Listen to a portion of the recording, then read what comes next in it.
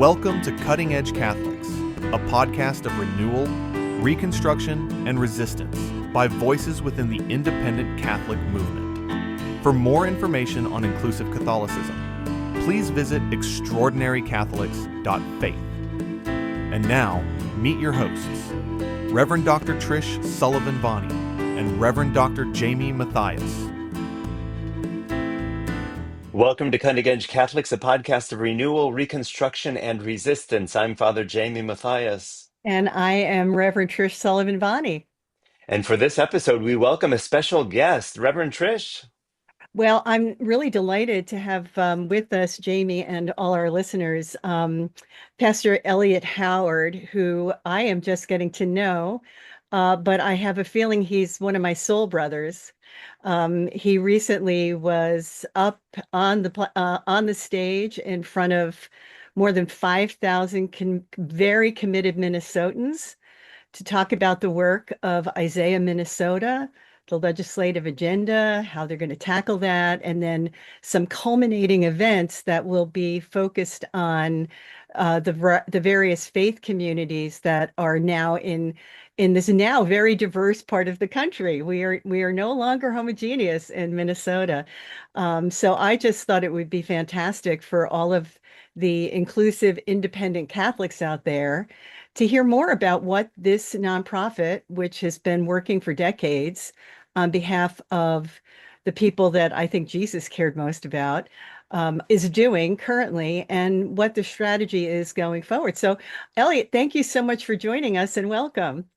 Well, thank you. It's great to be here. It's a great opportunity to meet with members of your community far and wide. And indeed, we are far and wide. I like to call us all small but mighty. A lot of heart, a lot of vision in these communities.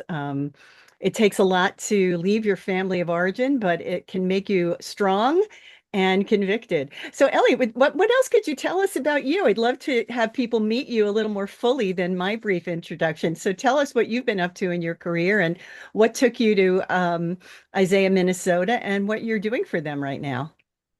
Well, I grew up out east in outside of Boston and went to seminary there. My wife Jan and I were married in Massachusetts while I was attending seminary.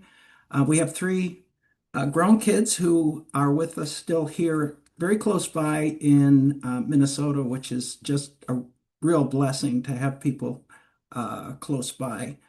I served three United Church of Christ congregations. The first was in Vermont, and then went back to Massachusetts, and then came out here to Minnesota in 1993.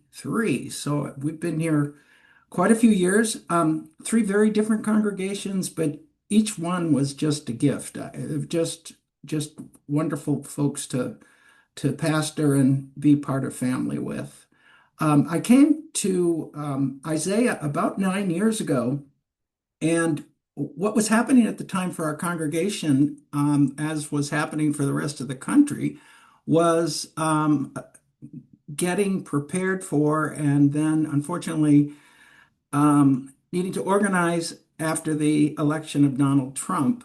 And specifically for our congregation, the call came to engage in protection of immigrants, protection of those in our neighbors in the community who back then were under threat of deportation and detainment. So the congregation rather quickly for United Church of Christ congregations, we come from a tradition of being lay-led primarily and a lot of democratic polity. And so we like to vote a lot and we like to deliberate. And I am so proud that in that moment, people cut the process short and very quickly made some changes to the building that allowed us to bring people in. So that was under the auspices of Isaiah. And there I met people from other Isaiah churches and churches that are not aligned necessarily with Isaiah. And that was the start for us. So over the last 9 years, for me and for the organization, um, issues, specific priorities and issues will change with the times and what's given the makeup of the legislature, what people's needs are. Um, I'm really proud of Isaiah for being in the forefront of many issues, and they'll be recognizable to anybody that's with us today. Uh, Certainly around affordable housing, childcare, healthcare, um, voting rights, maintaining, or now at this point, getting back our democracy, issues of dignity, and trying to preserve and protect our planet. Those are just some of the issues over the past 25 years that Isaiah's been involved with. Um, we had, if I have just another moment about this, there was a pivotal moment for not only Isaiah, but for other progressive organizations and progressive folks in Minnesota back in 2023. We had just an historic year in terms of what on the progressive agenda was passed. We started, as most people do, most organizations start with a list and say, look, we're going to work on these things, but need to be prepared that we are not going to win them all. We are going to get some. Well, long story, I love to tell, but I'll contain myself, is that yikes, every single thing on our agenda passed the legislature that year. And it passed in a legislature where there was one vote margin for the Democrats in the Senate, state Senate, one senator. And very similar for the House of Representatives, 4 or 5 seats up for the DFL, Democratic Party. It was astounding. So how did that happen? It happened because Isaiah can't take all the credit. We did a lot of work, but faith communities, and I include in that, and I'll say more about this later, but when I say faith communities, Isaiah is not only, it started as a small number of Lutheran church in St. Paul, knowing that they could do more together than they could individually. Then it expanded to become more broader around the cities and became ecumenical, and then eventually interfaith across the state.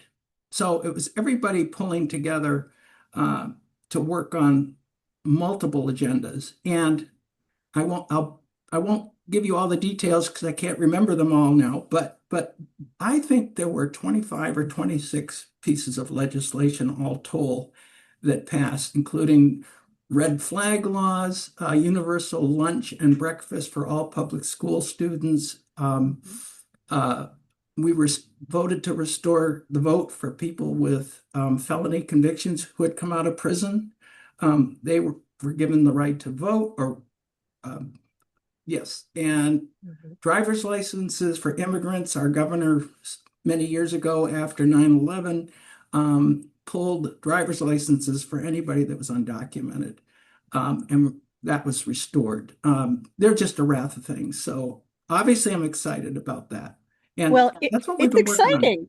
It's Yeah, exciting. It's super exciting. And, I read, so I was involved with Isaiah years ago at a large Roman Catholic community and then returned at the exhortation of a very beloved elder with the Charis community. And I was always by myself. I couldn't get anybody to go with me.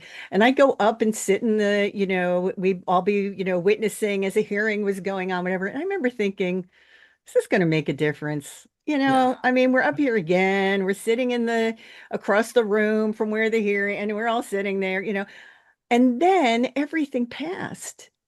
And I realized that, this is something I am not very good as, like a kind of fiery Aries. I want it all done now. Let's just get it done. right. This is the right thing. Let's get it done. Shouldn't this take a year? And no, some things like this, like pushing a legislative agenda, take commitment and time and endurance fortitude, devotion, and solidarity. And And I've been very moved by the fact that Isaiah is now a very strong interfaith coalition and incredibly multicultural. And so much so that we'll talk in a little bit about the Light in the Storm event, which happened, 2 weeks ago. Someone at the podium actually said this might be an historic moment for Minnesota to have that diverse a community in one place, all committing to the same issues. But Jamie, let's turn it over to you. Anything bubbling in your mind? You're the person who's not embedded in this, so I know you're right. going to have fresh eyes and good questions for us. I am so intrigued by everything that I'm hearing. Elliot, appreciate your opening my eyes to this because for those of us who are here in Texas and in other parts, when we hear Isaiah, we of course think of the biblical prophet. But now I see that you all have taken his name as a sort of patron, if you will, of this interfaith Mhm. collaboration. Here in Texas, we have other organizations like the Central Texas Interfaith. And IACT, which is a group of people come together around interreligious issues. I guess I'm wondering, where was the inspiration, if you know, for the name of this organization for our listeners who associate the name Isaiah with this biblical prophet? Why would persons choose to name an organization after Isaiah? And tell us how large and or expansive is this? Is it a movement only within Minnesota? And or are there other organizations or even sister organizations outside of Minnesota with whom y'all are working?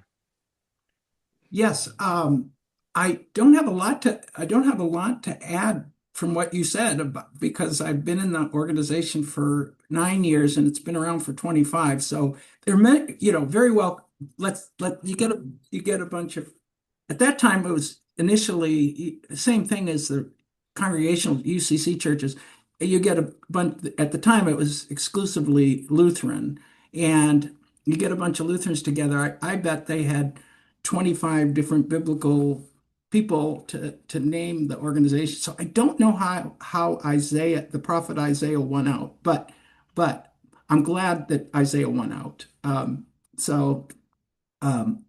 of course, along the lines of, and we draw on all kinds of obviously stories and people. We just spent a lot of time um, with the Magnificat, right? So it isn't just Isaiah.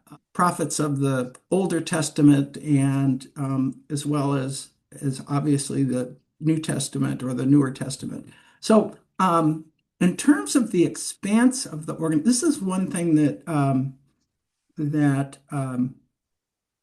somebody called attention.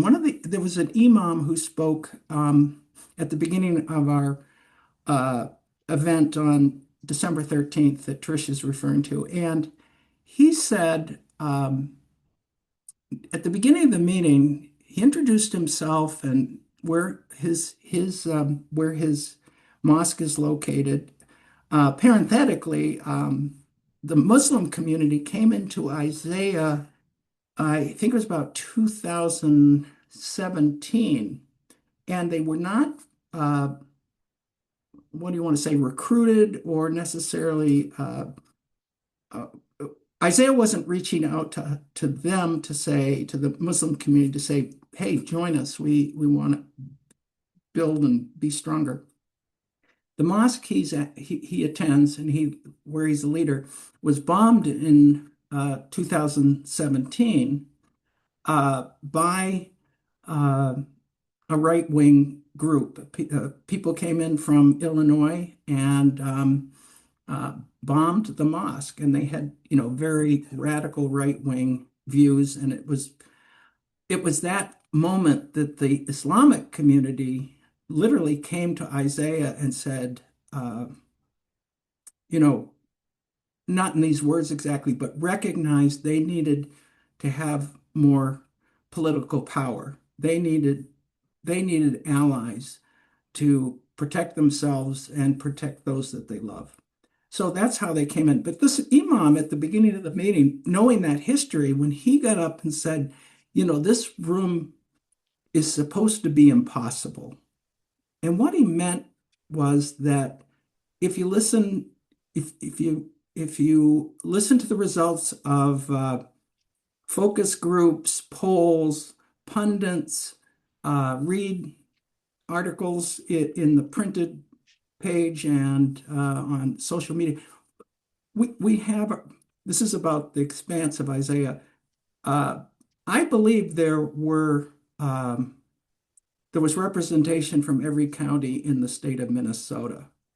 So that obviously means rural, suburban, urban, were there.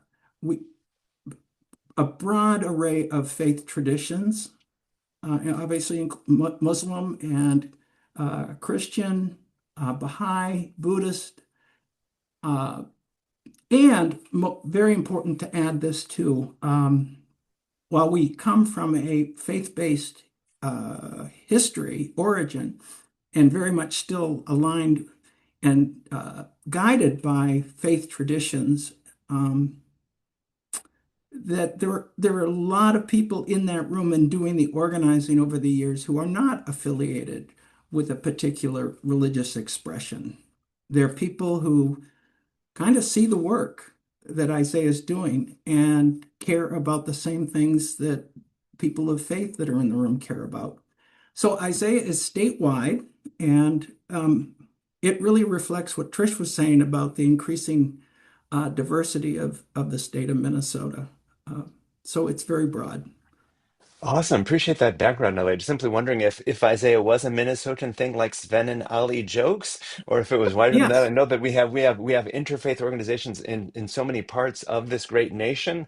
So what, just trying to wrap my mind around how it is that these organizations might fit together and or eventually work together. I'm right. absolutely inspired by what y'all are doing up there. So yes, Isaiah is a Minnesota product, a Minnesota thing. Uh, and I'm jumping ahead a little bit, but I think you both seem okay with somebody that doesn't stay on track. Uh, uh, I'm coming to sort of one of the best pieces of news in a year where we've had a lot of things other than good news.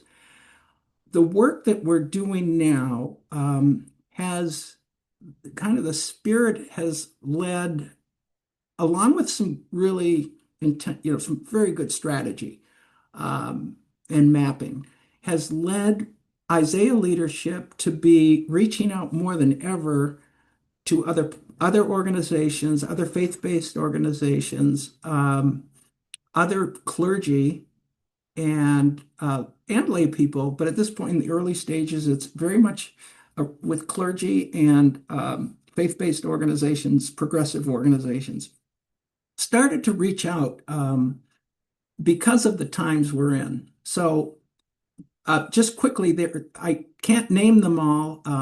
It's a lot of initials, right? Or there's Noah, and then there's all these other groups that don't tell you their name. They just give you some letters of the alphabet that make up a word. But there are a lot of them, and there's what Isaiah folks who are reaching out nationally are finding out is the moment we're in is requiring this recognition, not with all, but with a fair number of these organizations, that the moment we're in requires them to be doing their work very differently. And some are going to go along as kind of business organizing as usual, but others are recognizing we need to pivot to something different. And that is beyond what I'll say in a moment about how the work we're doing is going to specifically become something in other states. It's that finding each other, finding the ones who say we've got to work differently is hugely encouraging, so Yeah, I want to circle back, Elliot, to this idea of people of goodwill and secular humanists and atheists and agnostics and all that, because I am married to one of those people. ah, And which people really find a crack up. We've got this Catholic priest married to this pretty diehard agnostic. But he really believes in the message of Jesus. Like, what did the gospel tell us to do? He's not interested in all the theological interpretations and all the stuff that, well, look at Jamie and me with all the books in the background. Like, we both geek out on this stuff. Pete always says to me, the things you think about would make my head explode. So, anyway, Pete was with me and was absolutely on fire leaving the Light in the Storm event because one of his critiques is nobody is organizing and mobilizing us. Nobody is saying, okay, this is what we want to accomplish. So, he was very struck by the focus on the economy and how our budget in the state and the country redounds as a moral document, right? So budgets are moral documents. One of the things I learned from Jim Wallace, right? And Right. so that he was just came out of there on fire. Like, this is exactly what's been missing. We haven't had certain goals, and we haven't had a network training us and helping us in our case in Minnesota, we have these amazing things called caucuses.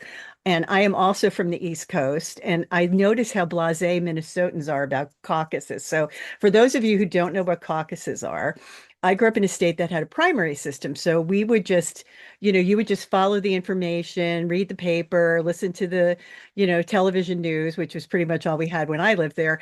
And then you would go on primary day and you would vote for your person. Well, I moved out to Minnesota and I discovered there's this thing called caucuses, where every neighborhood group is a little precinct within your geographic boundaries of your state representative or state senator. And you actually get in a room, in our case at Eden Prairie High School, with like 20 of your neighbors, and you talk about issues and you do proposals. I have one friend, Oniza is always great. She always comes with like seriously thought out proposals that are going to move up the chain eventually to the local convention to be considered for the platform for the party we are part of. I think caucuses are insane. Like, they are the best thing ever. Like, what? I can't believe everyone doesn't go out to caucuses. You actually get to stand somewhere and say what you think. I mean, democracy for me doesn't get any better than that. But this approach, which says, okay, these issues, and they were very straight with the big group, you might not find your pet issue on this list. We're picking issues where we are all going to be aligned on our values. We're going to steer away from the neuralgic hot button issues and talk about the things that'll make a difference. So in the past round, it was feeding our kids food so they can learn well at school, making sure people had driver's license. I mean, this is kind of common sense stuff, right? And people could really get behind that. So, I just think it's super exciting. And I was thinking maybe you could share a little bit about the lead up that's going on with what Isaiah is doing and how we're all going to be equipped to begin to move this legislative agenda forward in Minnesota. And really for people who, if you're not in Minnesota, you're like, oh, well, this isn't relevant to me. Well, maybe just to hear it as one template for how an interfaith mobilized coalition can tackle things. So give us a little on that, Elliot. Sure. Off the bat, I would first say that I want to be stay aware in my words here of knowing lots of folks aren't in caucus states. But I'll say this at the same time, is that one of the most rewarding things of beginning, and I've had some experience now with Isaiah in the last couple months for the first time, connecting in other states instead of just in the state. So I want to say this loud and clear. I was at times nearly in tears when I would be talking to other people about what we're doing and exploring perhaps how others might join in on this in other states. That was the purpose of the conversation. The goosebumps and the tears came not when someone said, "Yeah, I'm going to sign on." It was all about talking to someone I've never seen, never met, maybe in a state in one instance, a state I don't think I've ever been in, and to hear the commonality and that they may not have a caucus, they may not be able to go down this path that we're building, but thank God they're there and they're doing the same hard work for the same good reason. So I talking to those folks, I just know that they are committed, they're creative. They'll find if our path isn't their path for this, what we're working on the next 6 months, they'll find their path. So with that said, I want to go back to because we did have what we call the people's agenda, and it focuses on two large buckets: affordability, thank goodness, and the dignity of all people. Those are the broad categories.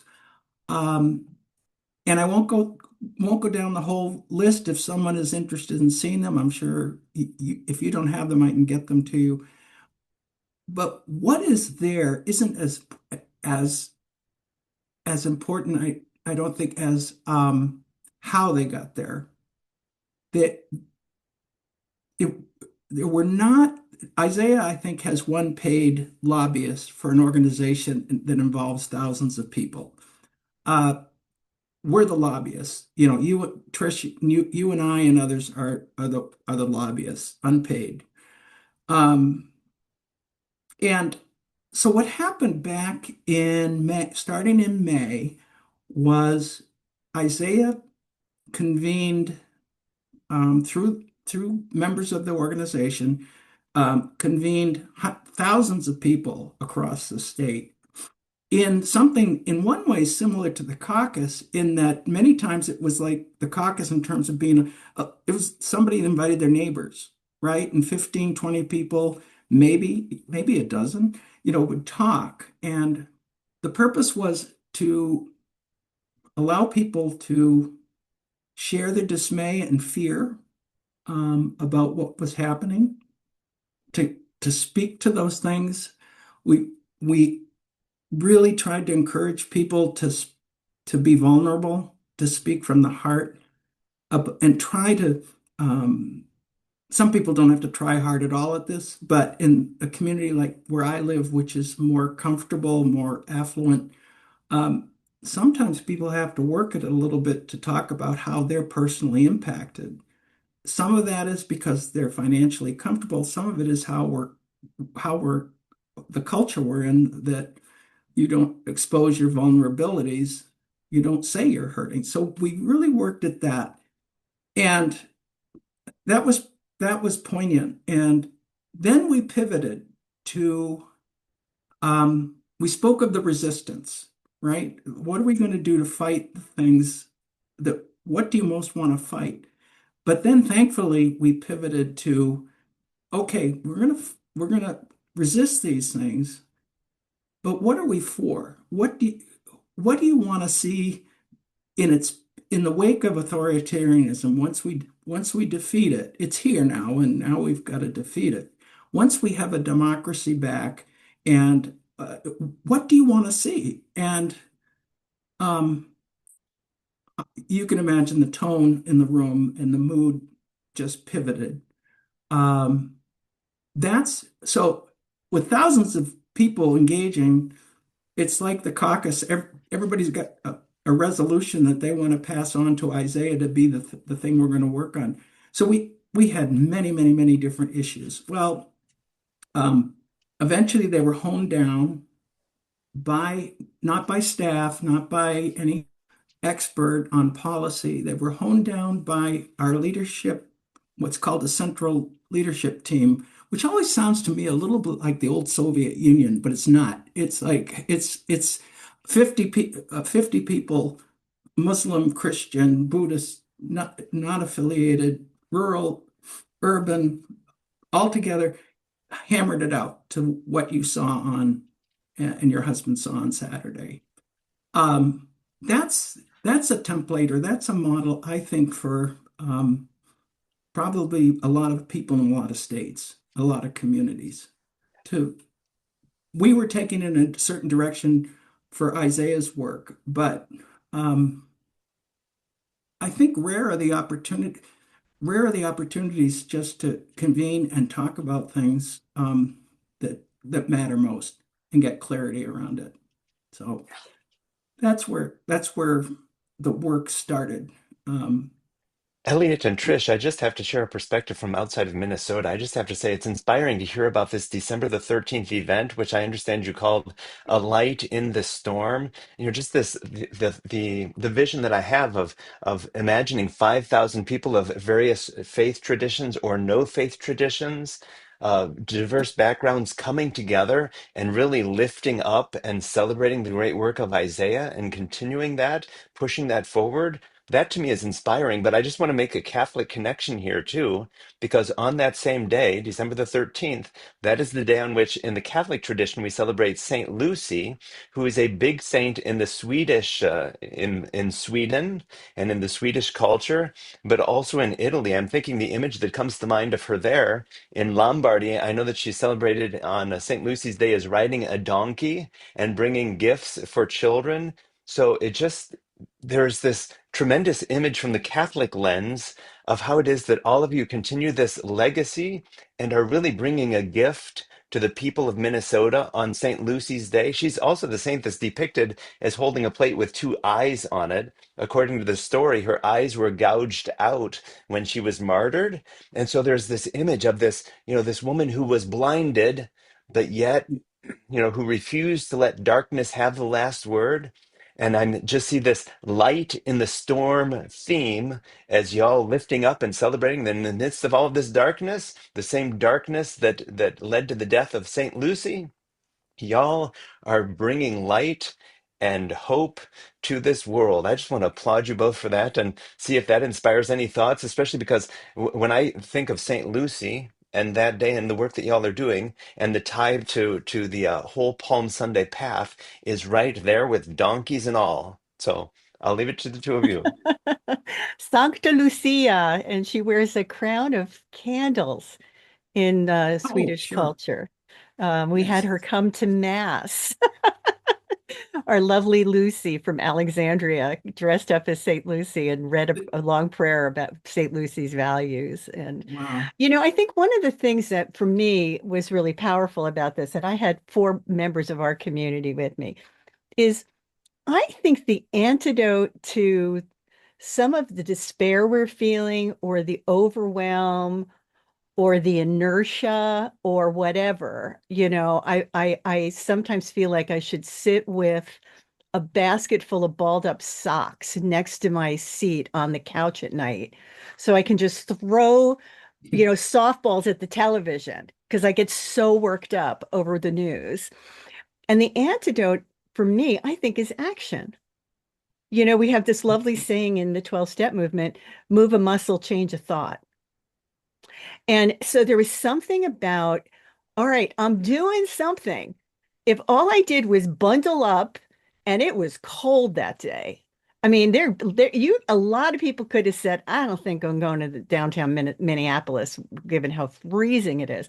But to go in that space and see, the African American church turned out in such big numbers, many folks wearing the same wonderful T-shirt for their sub-coalition group, to see the imams and the women in hijab, to see folks in clergy collars and people alongside them, to see people wearing yarmulke, to see Buddhists. It was just like, all right, okay, I'm not alone, Yep. and there's some action I can take, which I think is such a strong antidote to the paralysis of the fear and the despair, which feels very much to me like an Advent theme for us too. I know what uplifted you, Elliot? You got to stand up on the stage and look out at all of us. Well, that was amazing because the congregation I served, I preached, on the big holidays, the big moments, uh, boy, we'd have almost 200 people in worship on Easter and Christmas Eve. So with 5,000, it was just felt a little different. But it was just again for the reasons you mentioned, the diversity of people, and it was cold by Minnesota standards even. It was cold and we weren't sure. Um, say I do want to. I'll say something about the turnout for and how many people showed up. Yes, Minnesotans tend to when they want if they want to go to something bad enough, they'll bundle up and go, and there they were. Uh, but I want to mention a, a very important, and I think I've been with other organizations in my ministry, um, faith-based organizations. I don't think I've seen in those organizations like I have in Isaiah the level of organizing for an event like this lightning storm, uh, because it was. I believe the number I heard the other day was that the 5,000 people, uh, over 95% who registered and who were there, over 95%, we know their connection to an organization or a group of some kind. And it might be a neighborhood group. It's not all churches or mosques, Mhm. but you can see with that how important that is in terms of moving forward with the work. We know with whom people are connected so that they can continue to work together. That it's not it's not the Lightning Storm was not a one-off event. So many things are, come here, somebody who's written a book or you've seen on TV and do some Q&A. That's fine, but this was people connected to other people, and we know who they are. We know where they live, and that's going to be so important going forward if we're really going to beat the authoritarianism. Um, can I switch? Can I speak to the Palm Sunday specifically? Because it's Please Yes. do, Elliot. I'm on the yeah. edge of my seat. I've heard of Well, Palm Sunday Path from Trish, so I'm on the edge Yeah, of my seat. I Tell us all about it. I want to say that it was the Palm Sunday Path idea that galvanized folks to be willing to go with me after years of inviting. So yeah, let's talk about both absolutely the Palm Sunday path, but also the other paths that are being done by other great faith traditions. So yes, give us some of that. yeah. So, and boy, St. Lucie, I, I've seen people in Minnesota at certain times around this time of year with candles on their heads, and I never knew why. Now I know why. It's not just, it wasn't just like trying to everything they could do to stay warm. It's like, wow, so powerful because Yeah. sun, the Light in the Storm event,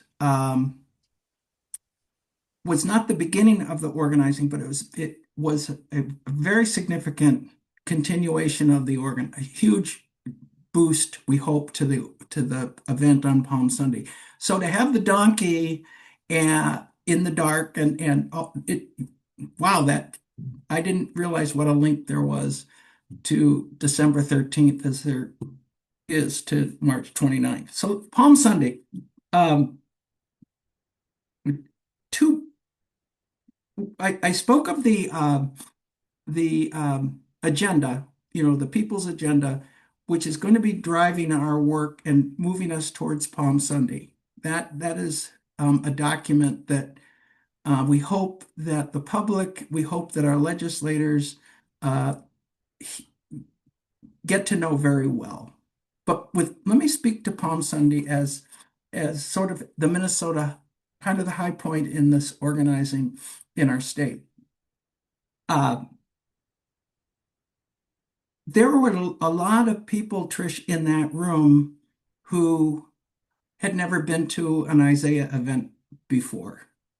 And it was the very thing you're describing about there was just such immediate connection to Jesus, you know, coming into Jerusalem in as a counter protest, as a protest against the empire of the Romans coming in to squash any uprisings during the holy season.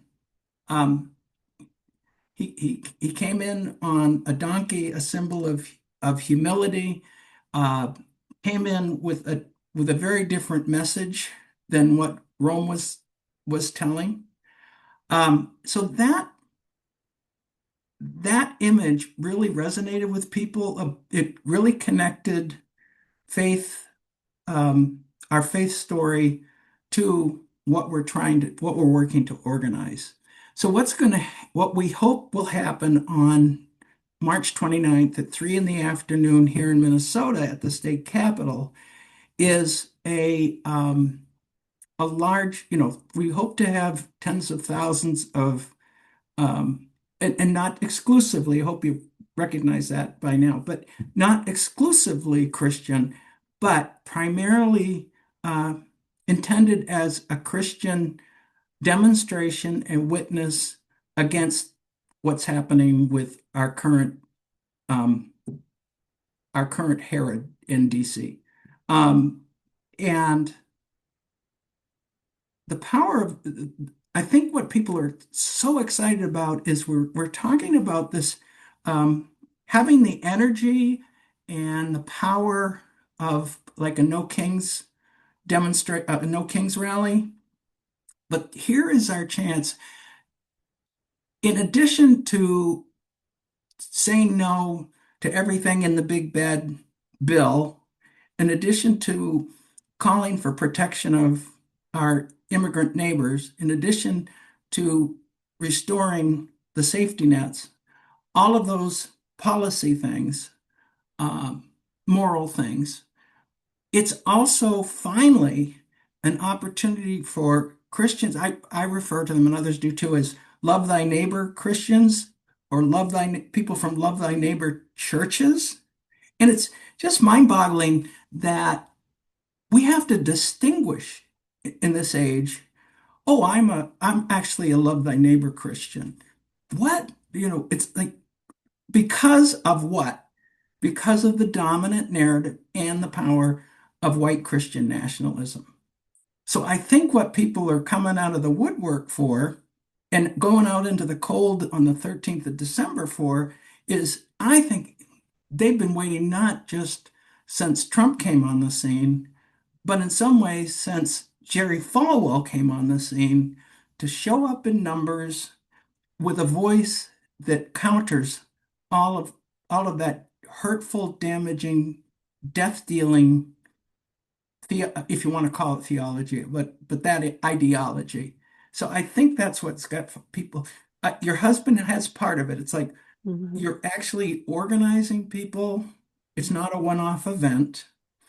And there are steps we are taking here in Minnesota between now and we're going to be working really hard between now and the 29th. That event has the power that we want it to have, not just numbers, that Mhm. things will change, but it's also an opportunity to speak and bring to the state capitol grounds. We're envisioning it we want it to feel more like a celebration, like worship and a celebration, um, than, um, we're not wanting the F ice signs and that kind of stuff. We understand the anger, we understand where that comes from, but we want this to be our values on placards, banners, um, music, dance that reflects our values and our tradition. Love thy neighbor, Matthew 25. That's what Mhm. we want to have, um, um, prominently displayed. I even think, um, hopefully we can find an inflatable donkey somewhere. That a costume where someone can, instead of an inflatable frog, can be uh, decked out in an inflatable donkey costume. Because I think that the donkey was kind of Jesus's inflatable frog. Um, his theater. So, anyways, Well, that's the excitement. well, it's funny because that's what Pete said to me. As we were listening to you and others who were giving us more on the Palm Sunday path, he turned to me and said, "Where can we get a donkey?" I had a donkey for years at my church. We had a live donkey every year.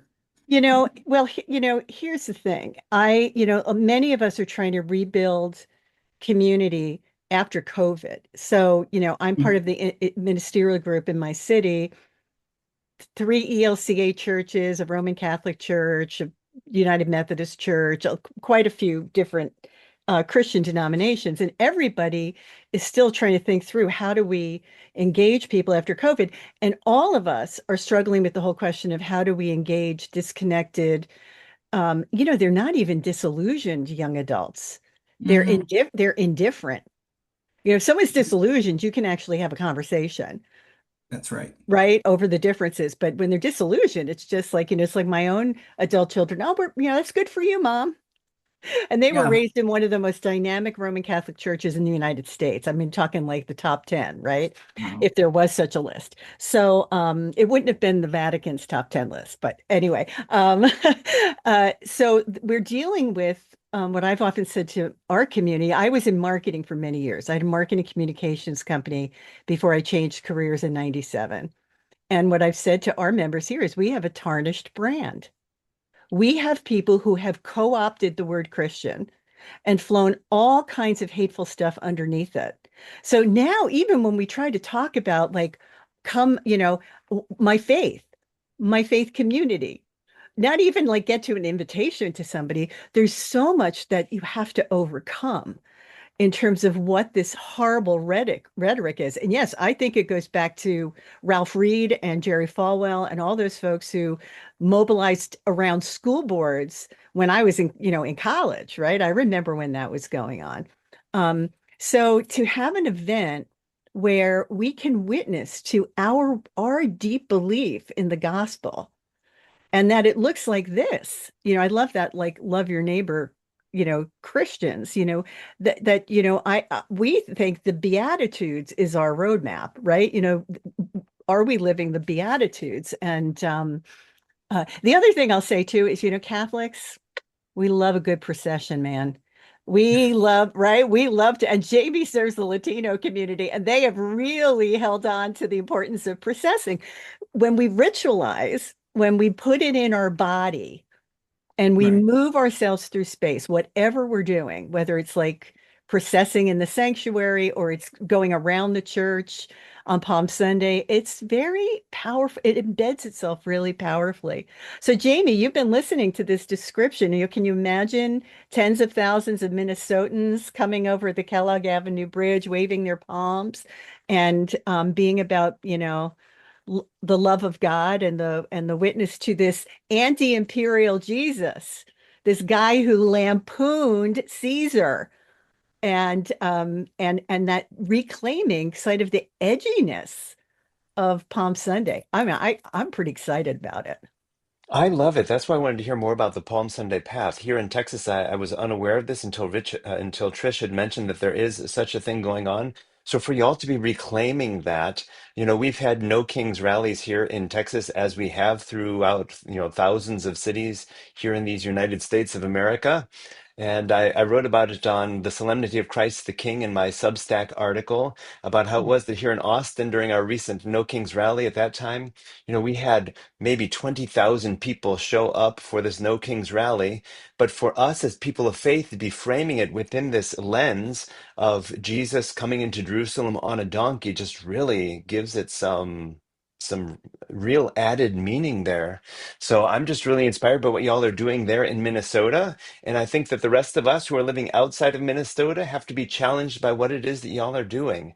Inspired by Isaiah, inspired by the Palm Sunday Project, the Palm Sunday Path, to say how it is that we can do our own organizing here in Central Texas. We do have Central Texas Interfaith and Interfaith Action of Central Texas, various groups that are coming Mhm. around various issues. But if there were ever a time to organize, it is now. If not us, who? If not Mhm. now, when? If not here, where? If not for the kingdom and the values that Jesus of Nazareth professed and proclaimed, why? Let's do this. Mhm. I'm Mhm. inspired. Yeah, it is definitely a faith conviction issue. All of this that's going on in the culture. I mean, we have some pretty pointed teaching from the Hebrew scriptures, but also very much from Jesus about who we're supposed to be focused on and who we're supposed to be in the world, people of love, God is love, and those that abide in love abide in God and God in them. Well, we can't be dwelling in the fear constantly. That's not who we're called to be. So Elliot, what do you know about the outreach? Because I know that this is like, I think the number that was mentioned at the Light in the Storm is that 15 other states are now connected to this project. What do you know about who's gotten engaged and how, if somebody's, not in our wonderful state of Minnesota, how would they find out more? And, maybe there's something happening right where they are. Yeah, I don't know. I know the outreach effort s s- started to expand in Upper Midwest and Upper Plain states, but I have since heard from Todd Lippert is our lead organizer of this effort, and I know he's mentioning something stirring in out east somewhere, and then yeah, so there are 14 states. I can't name them, um, but if someone is somewhere somewhere out there wants to know what who's already when I say that it started, they've now have some sort of core group in their state beginning to organize whatever they're going to do towards Palm Sunday. Mhm. Now, I want to also mention that let's say you're someone listening or watching today is in a state where they find out, no, there's nothing being organized at this point. I would still, and we all have busy lives and we all have our traditions for the Lenten season. Um, and lo and behold, it's almost Christmas, and we're going to be, if not already planning Lenten, churches are going to be planning Lenten programs. But I want to plant the seed and make the invitation that if even if there's a congregation that along maybe with another congregation with progressive values or faith similar faith values, they want to do something in their own community, that's an opportunity too. Um, I think we're talking a lot about big numbers, but we want to encourage people where they are. And there may be ways, and I'm getting out a little ahead there, but I have a connection in Tennessee. There's nothing really taking hold, but there's one retired pastor in Nashville who's found 14 other clergy interested in doing something in Nashville. It won't be big, but it will be powerful. And he's finding that people are attracted in Hungary they've been waiting for this. Mhm. And whether it's under the umbrella of the Palm Sunday path that Isaiah is helping others to create, or whether it's their own version, it's a wonderful, organizing. It's that uh, you can do a book study, certainly, but if there could be ways it could be you build the path by walking it kind of thing. It with organizing as you do it, that's when the learning happens. Mhm. And so there may be opportunities. I'd be glad to talk to anybody about noodling that idea if they were interested through you. Yeah, so our listeners can get in touch with me or with Jamie, and also you can go over to the Isaiah Minnesota website, which is Isaiah ISAIH and there's all kinds of stuff on there about the mission of Isaiah, and I'll be putting information about the Palm Sunday Path Oh, on great. the Caris website as well. So yeah, so who knows? Maybe it's going to be you and six people walking past your city hall. I mean, we don't. It doesn't matter. It really is the beginning of a kind of witness for the gospel that's needed. Now, that said, we would be remiss to not mention that the other great faith groups are also doing things. So I'm wondering if you could share a little bit about what our Muslim neighbors and others are doing in their journey with this. And then I'd like to talk about the anniversary of the 250th anniversary of the US and the event in Philadelphia. Sure, sure. I'll speak to the Muslim Coalition first. There were, I think, about 1,000 people from the Muslim tradition there on the 13th. And interestingly, their path between now and March, their path has much the same steps. We were talking about the caucusing. They have the Muslim community has probably 50 or 60 trainings set up for the Muslim community to be prepared to go to caucus and caucus for the agenda.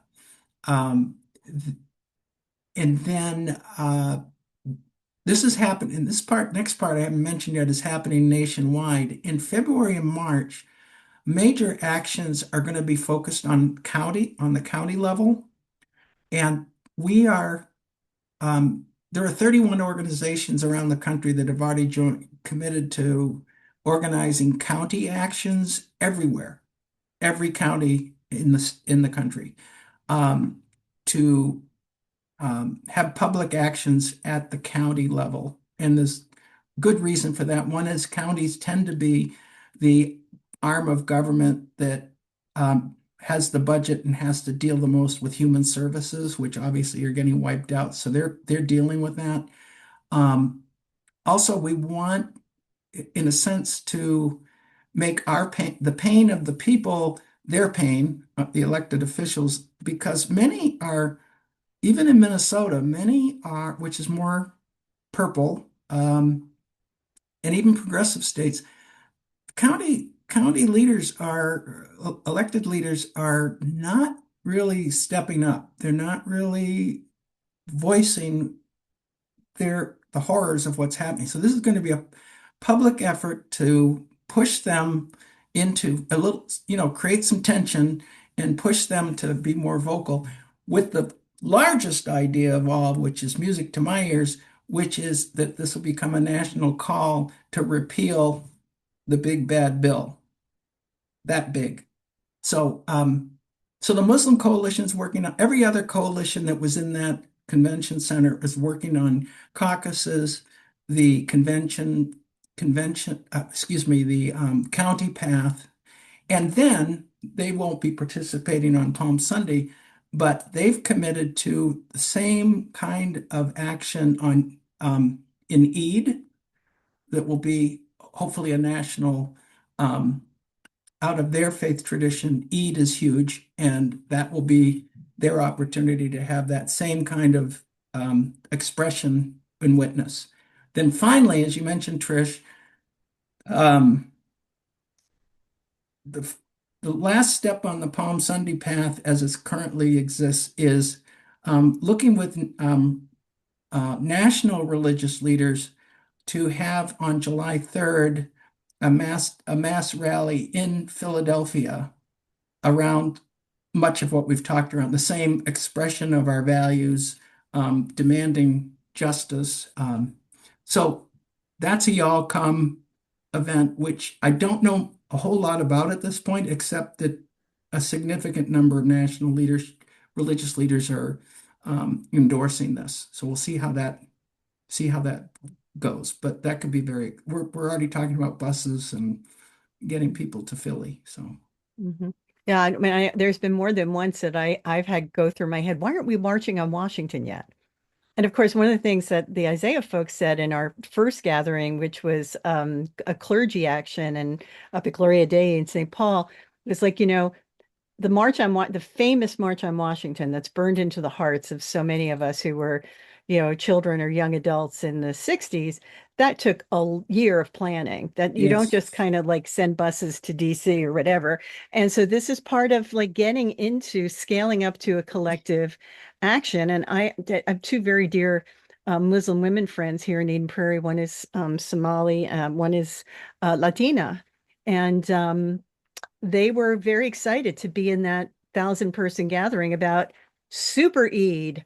Yeah. Super Eid. We're gonna do Eid at a whole other level, gathering everyone in one big place. I think they're talking about a stadium to affirm their values. And I have the privilege of teaching theology at a local Catholic university, and one of the things I've cherished is the way my Muslim students have taught me about some of the principles of Islam.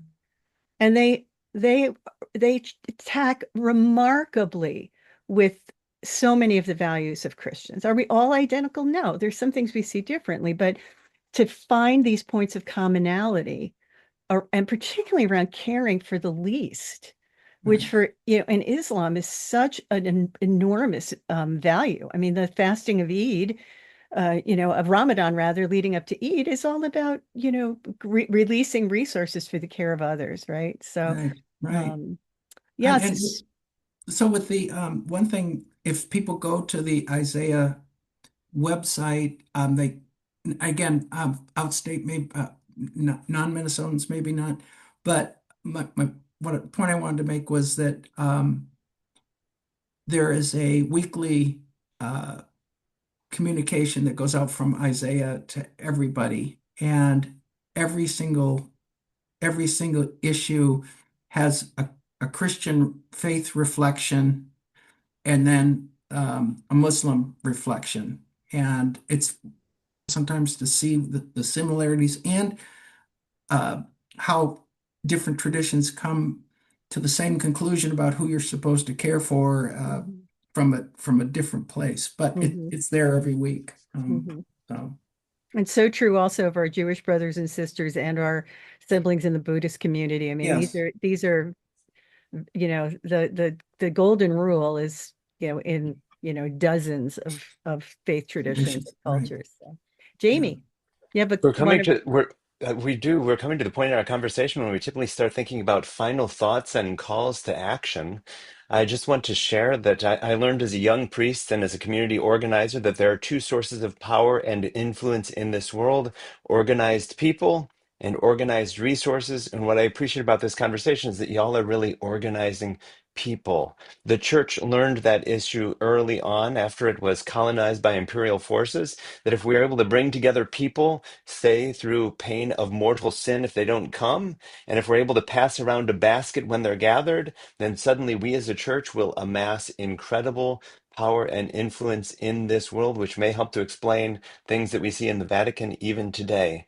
But it was Mhm. those lessons that propelled me 13 years ago to elected office here in Austin, Texas, organizing people, organizing resources. And so if we want to see change, I think what I'm taking from this conversation is let's follow in the footsteps of our friends in Minnesota, even during these cold months, who are coming together to rally around issues, and let us organize. Let's organize. Thank you, Isaiah. Thank you, Palm Sunday Path, for opening my and our eyes to these issues. Reverend Trish, some final words, and then we'll give the last word to Reverend Elliot. Reverend Trish? that sounds great. Well, Elliot, I just want to thank you so much for being with us and for your leadership. It was very inspiring seeing you up at the front of the room because there is such a longing and an energy. So thank you for being the voice to those of us in the trenches who want to be out there waving our palms and doing all the work leading up to that, really making sure that we're speaking for our values and not just against things. So I just want to acknowledge you and thank you for that. How about you? Any closing words for us? Well, no, thank you so much. And this I could keep talking all day, but that's probably not the purpose of this. So I'll wrap up. But um, once again, it's hearing uh, Trish about what you're doing and what Jamie's been doing and is doing that is just in organizing. You can have your rough days, you can have your rough stretches where you kind of wonder, um, is this adding up? Is this what we should be doing? All of those doubts that kind of haunt us. And it's so often the case that in those times, it's because we're together in solidarity and in power. I mean, the solidarity is important, but we like Jamie said, we need each other in numbers to be organized and sustain the effort. But so often when you hit those rough spots, it's by the grace of God, I have a conversation with people like you along the way, and it's like, oh, that's right, I'm not in charge, right? And it's like I just get inspired and ready to ready to get up again and go. And that's true of people whose faces I don't see today who are going to be tuning in. But to each and every one of you, thank you so much for the work you're doing. And if you're in a difficult patch, it won't last. We're gonna prevail. God doesn't mess around.